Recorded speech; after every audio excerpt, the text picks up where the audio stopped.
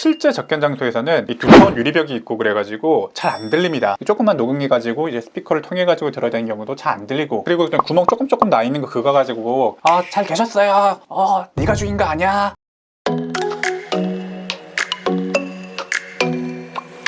네, 안녕하세요. 실전 법률을 알려드리는 현변이고요. 오늘은요, 교도소 가는 법을 알려드리려고 해요. 여러분들이 법정 구속되거나 사전 구속돼서 구치소, 교도소 가는 경우가 아니라 여러분들의 지인이나 아니면 저 같은 경우에는 변호사니까 의뢰인분이 교도소에 있을 때 접견하는 법을 알려드리려고 해요. 사실 저 같은 변호사나 여러분들이 하는 일반인 접견은 차이가 좀 있습니다. 저희 같은 변호인이 하는 접견은 변호인 접견이라고 부르고요. 여러분들이 하는 접견 같은 경우에는 일반인 접견이죠. 그러니까 접견에는 두 가지 종류가 있다라고 생각을 좀 해주시면 되시고, 변호사 접견하고 일반인 접견은 상당히 좀 큰 차이가 있어요. 이 변호인 접견 같은 경우에는 피고인의 방어권, 아무래도 아직 재판이 남아있는 미결 수용자의 경우에 피고인의 방어권이 중요하기 때문에 몇 가지 보장되는 헌법상 권리가 있기 때문에 조금 더 시간도 폭넓게 보장이 되고 녹음도 되지 않고 그런 측면이 좀 있고요. 일반인 접견 같은 경우에는 여러분들이 꼭 주의하셔야 될 게 녹음이 됩니다. 녹음된 정보가 일정한 경우에 형사사건에서도 쓰일 수가 있고 향후에 민사의 경우에서도 드문드문 사용되는 경우가 있어요. 제가 실제 형사사건에서 검사 측에서 수용자의 일반 접견 녹취 파일을 사실조회한 적이 있습니다. 당시 그 사건에서 그 접견을 왔던 사람들이 일종의 공범 관계로 의심을 받던 상황이었어요. 그런 상황에서 일반 접견의 경우에는 녹음이 된다는 사실을 그분들이 잘 모르고 그런 공모 관계에 대해서 뭐 있는 거 없는 거 다 얘기를 좀 했던 거예요. 그 녹취 파일로 인해서 어떤 공모 관계가 잡혀버리고 법정에서도 증거로 인정되어서 불리한 자료로 사용된 적이 있었어요. 그러니까 일반 접견에서는 피고인의 방어권의 중요한 내용들에 대해서는 절대 얘기하시면 안 된다라는 얘기를 좀 해야 되는데, 당연히 잘못한 게 없는 게 제일 좋겠죠.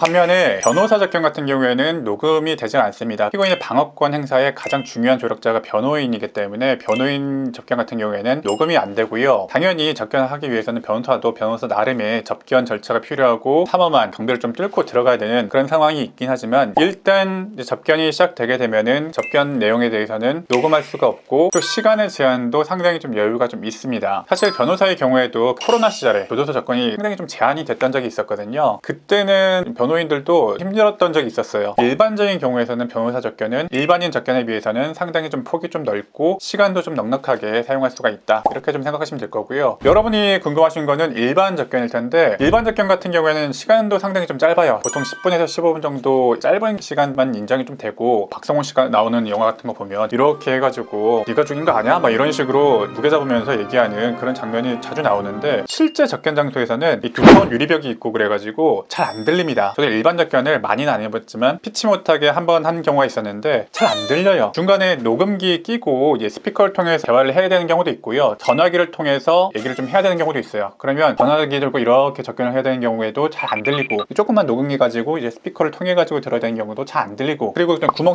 조금 나 있는 거 그거 가지고 잘 계셨어요, 네가 죽인 거 아니야, 이렇게 얘기를 좀 해야 되는 경우가 좀 많아가지고 좀 무게 잡으면서 여유 있게 대화할 만한 환경이 절대 안 나옵니다. 일반 접견 신청은 가족, 지인, 지인의 지인 이런 거 제한은 없고요. 수용자가 접견 제한 중인 경우가 있는데 징벌 상태라던가 그런 경우만 아니면은 일반 접견은 신청 자체는 가능합니다. 접견 신청은 두 가지 방법으로 할 수가 있는데요. 이 현장에서 방문해서 신청하는 경우가 있고, 온라인으로 미리 예약해서 신청해서 가는 경우가 있어요. 예전에는 현장 방문 신청이 원칙이었는데 이 코로나 이후로는 이제 예약으로 거의 다 바뀐 것 같아요. 아침에 가보면 현장 방문 신청하려고 이렇게 쭉 번호표 뽑고 기다리시는 분들 꽤 많이 있거든요. 그런 경우도 있고, 예약이 밀려가지고 도저히 접견이 안 되시는 경우도 꽤 있어요. 그냥 헛걸음 하시는 거죠. 그래서 기본적으로는 온라인으로 좀 미리 예약을 하시고 가시는 것을 추천을 드리는데, 홈페이지에서는 일부 교정시설에서 가능하다고 하는데 최근에는 확대가 되어가지고 대부분의 교정시설이 원칙적으로 온라인 예약을 좀 많이 받는 것으로 좀 알고 있습니다. 이 온라인 예약은 교정본부 홈페이지에 들어가시면 일반 접견 예약이 있어요. IP나 공인 인증을 한 다음에 들어가셔가지고 접견자 정보 누르시고 수용자 번호, 수용자 이름 이런 것 좀 알고 계신 다음에 작성을 좀 하시면 날짜와 시간을 예약하는 란에 클릭을 좀 하셔가지고 예약을 하시면 됩니다. 그렇게 어렵진 않습니다. 최근에는 모바일로도 가능한 것으로 알고 있습니다. 사실 저도 일반 접견 자체는 그렇게 많이 해보진 않았기 때문에 저의 경우에는 변호사 접견이 훨씬 더 유용하고 편하기 때문에 변호사 접견만 거의 하는 편인데, 여러분의 경우에는 접견 자체를 많이 안 해보셨고 일반 접견을 하셔야 되는 상황이기 때문에 잘 모르실 수 있는 부분이 있을 것 같아서 영상으로 좀 설명 좀 드렸고요. 결론적으로 접견 신청 방법에는 이 두 가지 종류가 있는데, 최근에는 이 온라인 접견 접견이 조금 더 유용한 면이 있다. 그리고 주의하실 거는 이거 다 녹취될 수가 있고 경우에 따라서 형사사건에서 불리한 증거로 사용될 수도 있고 추후에 뭐 민사사건에서 증거 자료도 사용될 수가 있기 때문에 주의하셔야 된다. 좀 이 정도 알고 계시면 좋을 것 같아요. 자, 오늘 내용이 도움이 되셨다면 구독과 좋아요 한 번씩 눌러주시기 바랍니다. 여러분의 좋아요는 제가 이 채널을 유지하는 가장 큰 원동력이 되고 있습니다.